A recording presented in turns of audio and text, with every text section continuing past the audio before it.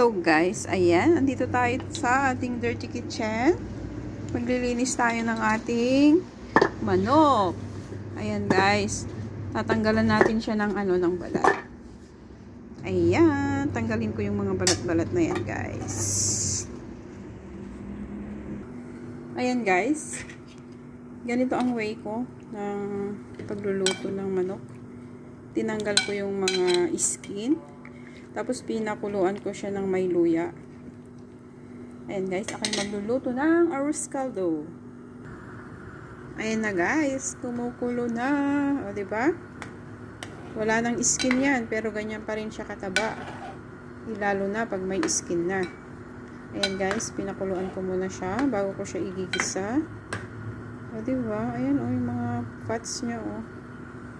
Ayan, mag-ingat-ingat na tayo sa ating kinakain ngayon. Ayan guys. Pinakuluan ko siya with luya para matanggal yung lansa. Ayan guys. Iaano na natin siya. Sasalain na natin at igigisa na natin. Ito na guys yung ating manok na pinakuluan with luya. Ayan. Tapos ito naman yung ating oil na olive oil. At ito yung ating luya, sibuyas, at of course, bawang. Ayan na guys. Lagyan na natin ng oil. Ayan na. What is cooking?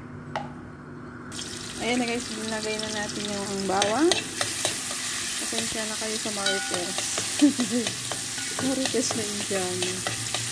Ayan guys. Dito na lang ako sa labas nagluto para walang maingay. Ay, pumunta pa rin dito. Ayan guys, ang ating bawang. Nilagay na natin ang luya. Ayan. Isa-bisa lang natin siya. Lagyan na rin natin ang ating sibuyas guys. Ayan, diba? Ang dami sibuyas. Ayan, haluin lang natin. Nekos-nekos lang natin. Mga mare, mga kasuting, mga idol, mga ludi. Nandiyan na lahat. O, ayan na guys. Ayan guys. Pwede na. Ilagay na natin itong ating manok na pinakuluan kanina.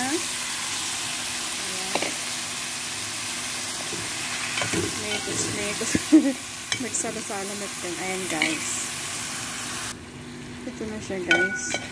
Bali palambutin ko muna siya rito. Lagyan ko siya ng mainit na tubig. Ayan na guys. Lagyan na natin ng tubig.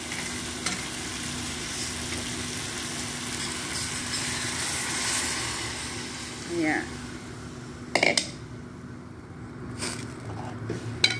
Tapos, ayan. Pakuluin lang natin siya.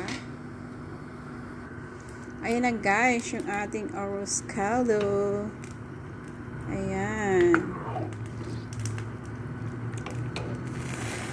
Halo na natin dito. Hinalo ko na siya rito.